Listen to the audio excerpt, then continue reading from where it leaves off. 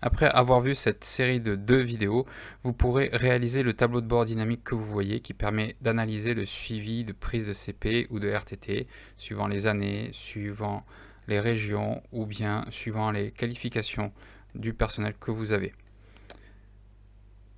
Dans cette vidéo, nous allons nous concentrer sur Power Query pour préparer les données. Bien, allons voir les données. Je minimise cette feuille et j'arrive aux données exactes de là où on va partir. En premier, on a un tableau qui se trouve ici avec les données RH, avec les informations de chaque personne. On a un autre tableau ici, je bouge un petit peu, avec les droits de CP ou de RTT, suivant la qualification. On voit qu'un cadre a droit à des RTT en plus de ses CP. Et en plus, on a un autre tableau qui nous indique qu'il y a un bonus suivant le nombre d'années, d'ancienneté des personnes. À partir de 5 ans, il a 1 jour. À partir de 10 ans, il a 2 jours. À partir de 15 ans, il a 4 jours. Bien. Et en plus de ça, on a une autre feuille ici avec un autre tableau où il y a pour chaque année le nombre de jours pris de congés par individu. Donc on peut voir qu'en 1998, il n'y avait pas beaucoup de congés de pris, puis après en 1999, etc. Donc on peut voir que les données sont un petit peu partout, ça aurait pu être même dans des feuilles différentes, et sont dans des formats qui sont totalement différents. Bien, la première chose à faire, c'est qu'on va prendre tous ces tableaux et on va les insérer dans Power Query. Donc je viens dans le premier tableau ici, je fais un clic gauche, je viens dans Données, et comme je vais venir ici cliquer souvent, je fais un clic droit et je mets Ajouter à la barre d'outils d'accès rapide. Ça va me permettre de pouvoir l'avoir ici et de faire avec Alt 1, j'ai dit Alt 2, pardon, pas 1, mais 2, de pouvoir mettre dans Power Query. Donc j'ai mon tableau, très bien, je fais juste fichier enregistrer dans pour que je puisse choisir simplement ne créer que la connexion. Et je vais venir ici, je vais faire pareil, Alt 2. Non, j'ai fait une bêtise, Alt 2, Alt puis 2, j'ai dit. Voilà, il est en train de créer le tableau. Je charge, je vais faire juste la connexion, créer la connexion. Bien, le troisième tableau, je voudrais faire la même chose, mais on pourrait le faire avec Power Query, mais ça va être un peu plus compliqué. Je veux rester simple. Ce que je vais faire, c'est que je vais créer à la main une explication de ça. Qu'est-ce que ça veut dire? Ça veut dire que si la personne a 0 année, et je vais aller jusqu'à 40, je me maintiens la touche CTRL d'enfoncer, je fais un clic gauche, je prends la poignée, je la fais descendre jusqu'à 40 années d'ancienneté dans l'entreprise, ça va être long. Et puis, jour bonus. Et je vais faire une formule avec recherche X. Qu'est-ce que je recherche? La valeur que je recherche, c'est cette valeur-là, point virgule. Le tableau de recherche, je vais le chercher dans ce tableau-là, point virgule. Le tableau renvoyé, ça va être ici, point virgule. Et attendez, je vais un petit peu bouger pour que vous puissiez voir. Et après, si non trouvé, je vais mettre un 0. Et si, quel est le mode de correspondance? Je ne veux pas un mode exact, je veux un mode correspondance exacte ou élément inférieur suivant. Donc c'est ce que je veux. Je fais Tab pour pouvoir l'avoir, Entrée. Et quand je viens ici, je fais un double clic gauche sur la poignée, on peut voir que les 4 premières années, je suis à 0. Et à partir de 5, je suis à 1. À partir de 10 jusqu'à 14, je suis à 2. Et à partir de 15 et au-delà, je suis à 4. Bon, très bien. Je fais un clic gauche n'importe où dans cette plage. Je fais CTRL L. OK, qui me permet de créer un tableau. Je vais le mettre dans le même style que le tableau bonus ici. Voilà. Et je viens changer son nom. Je vais mettre bonus jour. Bien. Bien voilà. Maintenant, je peux faire Alt 2 pour lui. Ça va me permettre de le mettre dans Power Query aussi. Très bien. Je fais fermer et charger dans. Ne créer que la connexion. OK. Et je vais faire la même chose pour lui. Alt 2. Et je fais exactement la même chose. Je fais fermer et charger dans pour ne faire pour ne créer que la connexion. Donc je ne crée que les connexions. Très bien, j'ai mes 4 tableaux où j'ai toutes les informations que j'ai besoin. Donc je fais un double clic dans n'importe lequel. C'est juste pour que je puisse ouvrir Power Query quand j'y étais. Bien, maintenant que j'ai ça, ce que je vais faire, c'est que je vais partir du tableau ID et je vais le fusionner à partir d'une nouvelle requête pour créer une nouvelle requête. En fait, je vais faire fusionner. Je vais le fusionner avec quoi? Je vais le fusionner d'abord. On pourrait le fusionner avec n'importe lequel, mais je vais le fusionner avec CP et RTT. C'est plus simple. C'est plus facile. Et qu'est-ce que je vais lier? Maintenant, je vais lier qualification avec qualification. Donc, on me dit qu'il y a 279 lignes qui vont être mises ensemble. Très bien, c'est ce que je veux. Je fais ça. Maintenant, c'est créé. Et je vois que ici, j'ai une table. Donc, je viens ici pour étendre la table. Je ne veux pas utiliser le nom dans les colonnes. Ce que je veux, c'est, je ne veux pas avoir la qualification. Je veux avoir le nombre de CP et le nombre de RTT. C'est très bien. OK. Donc, j'ai créé une nouvelle requête qui se trouve ici, qui a été nommée automatiquement fusionner 1. Je ne peux plus le changer, mais je vais le changer maintenant. Je vais mettre congé, ou plutôt je vais mettre CP restant, entrée. Bien, maintenant, ce que je vais faire, c'est que je vais travailler un petit peu le tableau congé pris. Congé pris, on peut voir qu'il est vraiment pas bien organisé. On a les 3 premières colonnes qui vont bien. On a les informations des personnes. Et après, on a pour chaque colonne, chaque année, avec les informations pour les personnes ou bien rien du tout. Donc, c'est pas ce qu'il nous faut. Je sélectionne les 3 premières colonnes. Je fais un clic droit. Et je viens ici dans dépivoter les autres colonnes. Donc, je vais dépivoter toutes les autres colonnes. Ça va transformer qu'en 2 colonnes. Et je viens changer ça. Je viens changer attribut. Attribut, c'est l'année actuelle, entrée. Et je vais dire que c'est un nombre entier. Je change. Et valeur, bien, c'est CP pris. Donc, c'est le nombre de jours de congé qui ont été pris. Bien, j'ai ce que je voulais maintenant. Maintenant, je peux lier CP restant avec ça. Donc, je vais faire pareil. Je vais faire fusionner des requêtes. Là, je ne vais pas créer une nouvelle requête. Je veux que ça reste là-dedans. Donc, j'ai ça. Et je vais dans congé pris. Et je vais lier la colonne ID ensemble. Je fais un simple clic gauche. Je fais aussi un contrôle et un clic gauche sur nom. Et un contrôle, clic gauche sur prénom pour bien lier. Donc on peut lier des colonnes qui n'ont pas la même orthographe. Vous pouvez voir que nom c'est au pluriel ici et prénom c'est au pluriel ici, alors qu'ici c'est au singulier. C'est pas un souci, on peut tout lier. Donc on voit bien qu'on a 279 lignes sur 279 qui vont être liées. Très bien. Bien, j'ai aussi pareil, j'ai une table et je vais l'étendre. Donc, qu'est-ce que je veux avoir ou qu'est-ce que je ne veux pas avoir? Je ne veux pas avoir un ID, je ne veux pas avoir le nom, je ne veux pas avoir le prénom. Je veux avoir l'année et je veux avoir les CP prix, bien sûr. Je fais OK. Et voilà, j'ai mes CP et j'ai les années qui correspondent à chacune. Donc la table, on peut voir qu'elle fait beaucoup plus que 270 lignes maintenant. Elle va beaucoup plus loin. Bien.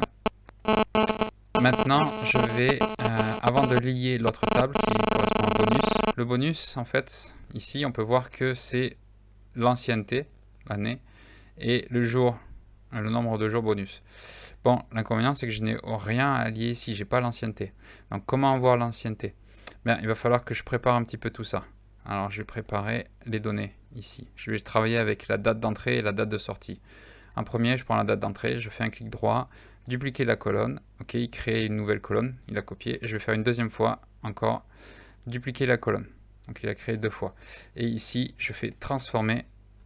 Je fais un clic droit et je viens ici dans transformer et je vais le mettre en année. Vous ne pouvez pas voir parce que l'année, ça se voit pas. Donc je fais un clic droit, je fais transformer, ça se mettait sur l'autre écran, année, et je choisis année. Et comme ça, j'ai plus que l'année ici. Donc je viens ici et je vais le mettre pareil, transformer, mais là je vais prendre jour. Je prends le jour de l'année. Donc on peut voir que 15 c'est pour le 15 janvier, mais si on descend le 16, 156 ça correspond au 5 juin. Donc très bien, c'est ce que je voulais. Maintenant je vais les renommer parce que sinon on va pas pouvoir comprendre ce que c'est. Donc, année, entrée, d'entrée, très bien, entrée.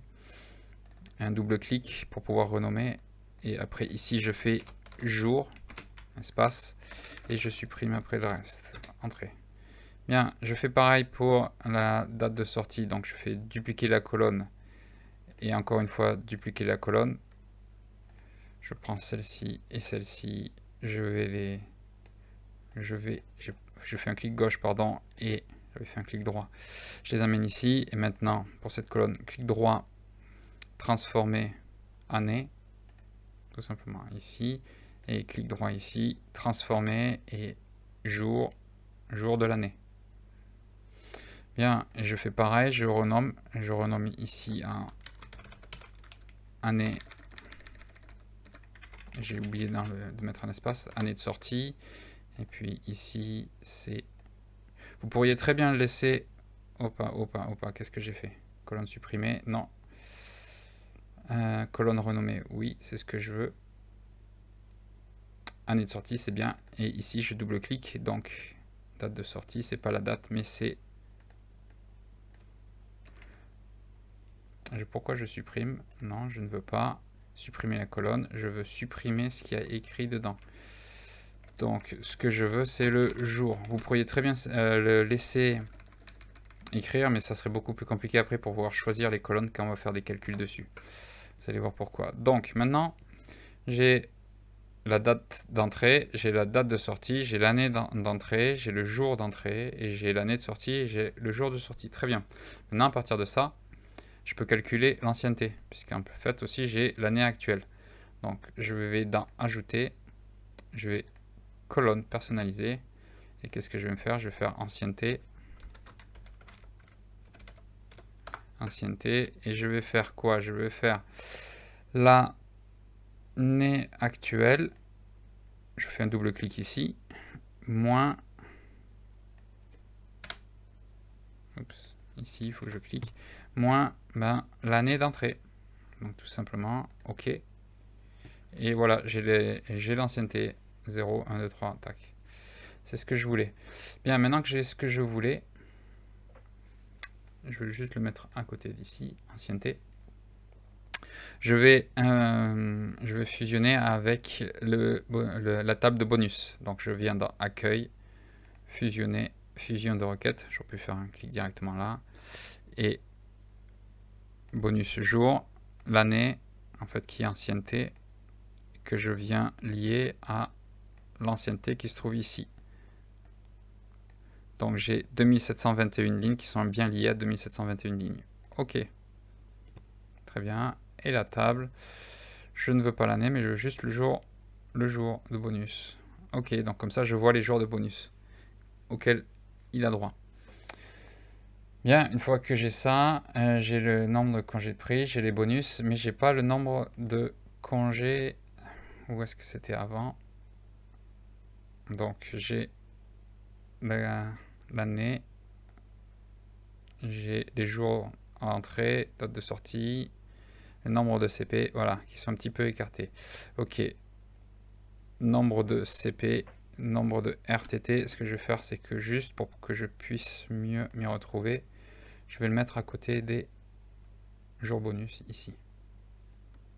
Bien, maintenant que nous avons ça, il faut calculer les droits. En fait, parce qu'il y a des cas particuliers.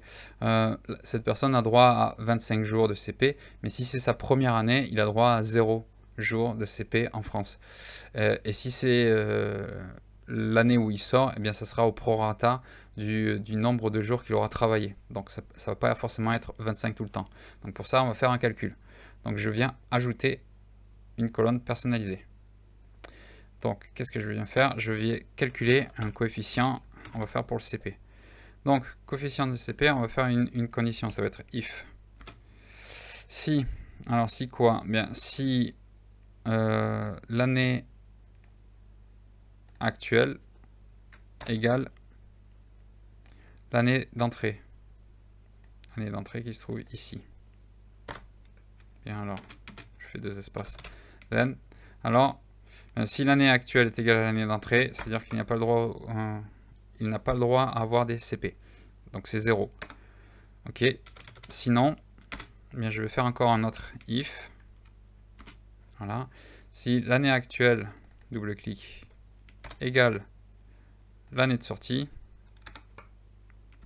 je fais quelques espaces pour me mettre comme ça.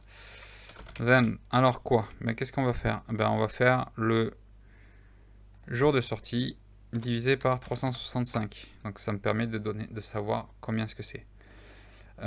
Jour de sortie divisé par 365, très bien.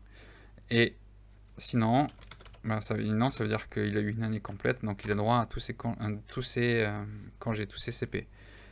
Donc voilà, j'ai fait. Si l'année actuelle est égale à l'année d'entrée, alors c'est 0, parce qu'il n'a pas droit. Sinon, je vérifie que l'année actuelle, c'est pas l'année, ou c'est l'année de sortie. Alors si c'est le cas, ben, ça va être au prorata du jour de sortie. Sinon, bien, c'est un 1, donc il a droit à tous ses jours de congé. Donc coefficient CP, ok. Donc j'ai ce calcul. Ce que je vais faire, je clique sur la petite roue pour la voir et je vais copier un petit peu la formule parce que je vais la réutiliser. Maintenant, ce que je vais faire la même chose pour les RTT. Donc je vais faire coef RTT. Je vais mettre un C majuscule. Alors les RTT c'est différent. Les RTT c'est différent parce que si c'est l'année d'entrée, il y a droit. Mais ça va être au prorata de nombre de jours travaillés. Donc ce qu'on va faire, c'est qu'on va faire pareil.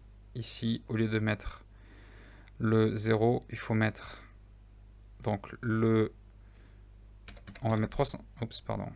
Ici, ça va être 365 moins le jour d'entrée.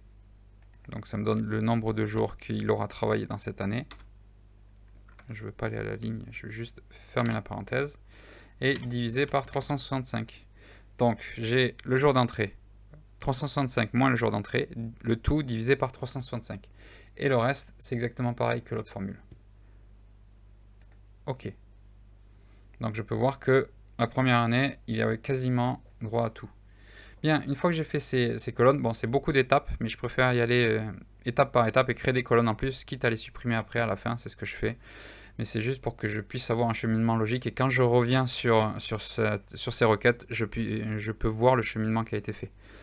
Bien, maintenant, ce que je vais faire, c'est que je vais calculer les nombres de jours exacts qu'on a besoin pour les congés payés et pour les RTT.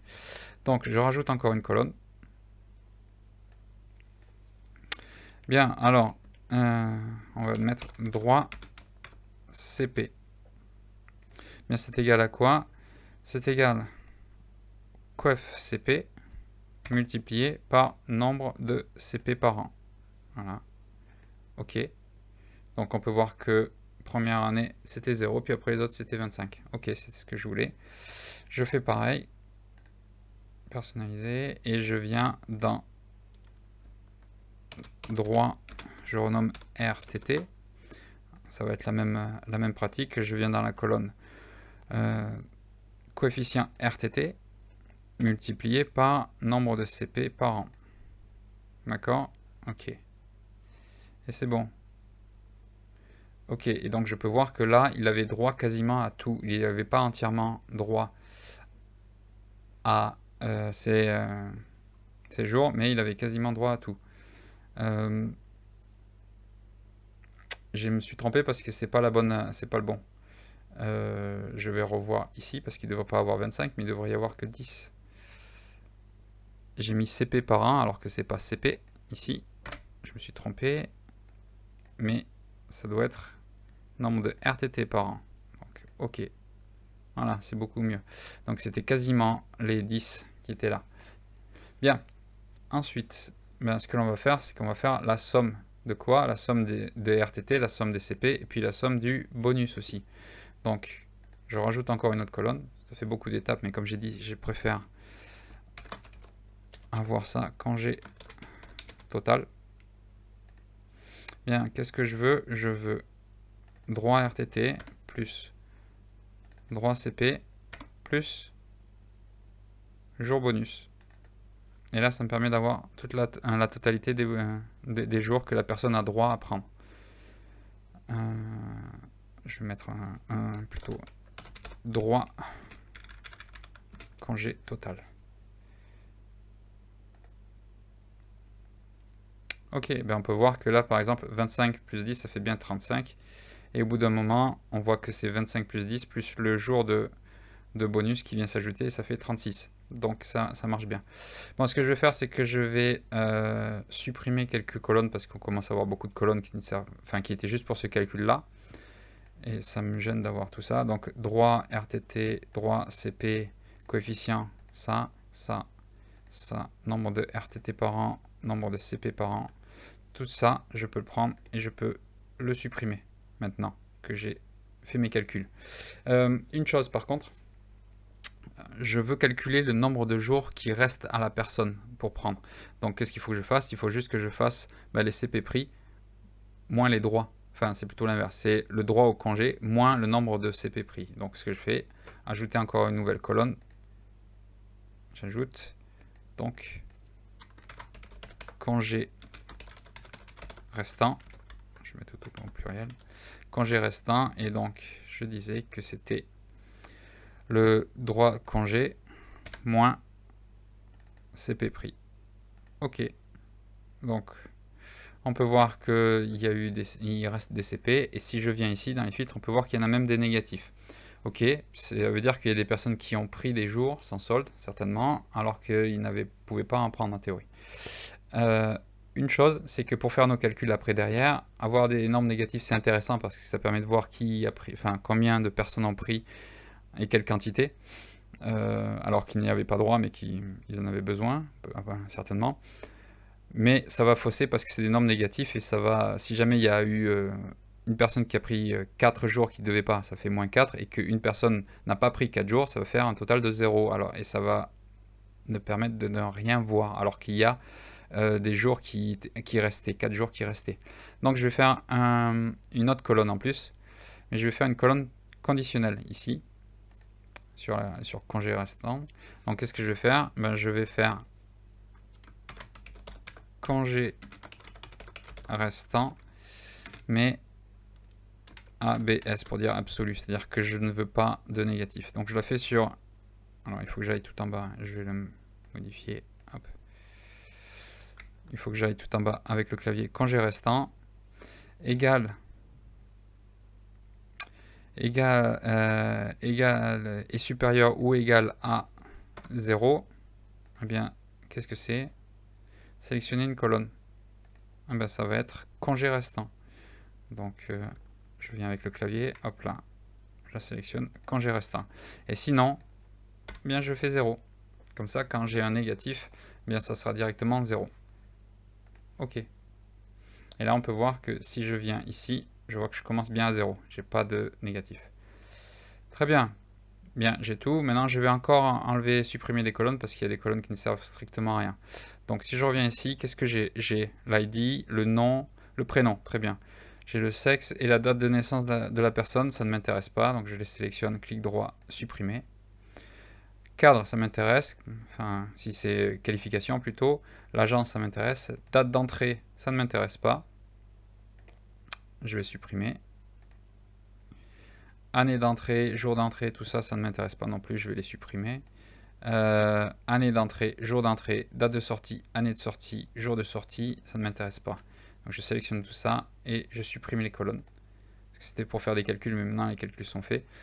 Année actuelle, ça m'intéresse. Ancienneté, ça m'intéresse de la voir. Les CP, le droit de congé total, oui, ça m'intéresse. Le congé restant, donc s'il en a pris trop, il y aura un négatif. Et celui en absolu, qui permet d'en voir que des zéros si jamais c'est un négatif. Voilà, là maintenant j'ai tout ce que je voulais, j'ai mis en forme toutes les données. Alors je vais faire une petite mise en forme quand même qui me semble intéressante, c'est de le mettre dans le bon ordre, c'est-à-dire que je vais le mettre par rapport à ici, je vais sélectionner tri croissant, c'est l'ID, donc ça va être 1, 2, 3, c'est un nombre, donc ça va être en croissant, très bien. Et aussi les années ici, je vais les mettre, les années actuelles, je vais les mettre en croissant aussi, parce que ce sera plus simple de prendre ça. Donc on voit que 1, 1998, et si c'est le 2, c'est bien 1998 aussi en même temps. Bien, donc tout ça c'est bon. Bien, maintenant je peux aller dans accueil, et puis je peux directement faire fermer et charger. Donc là, je vais avoir ma table qui va se charger. Je ferme ça. Et on peut voir qu'on a bien les données qu'on voulait par rapport aux données d'ici et aux données de cette table. Enfin, de ces tables qui se trouvent ici. Et qui se trouvent comme ça ici, je le bouge. Et qui sont maintenant ici. Donc ça, c'était la mise en forme des données pour pouvoir préparer, pour pouvoir faire le tableau croisé dynamique, enfin des tableaux croisés dynamiques pour pouvoir faire le tableau de bord que je vous ai montré avant, qui était ici. Donc maintenant, on a tout pour pouvoir faire tous ces graphes et ce tableau. Ça va être dans la prochaine vidéo, je vais mettre le lien juste après. Merci.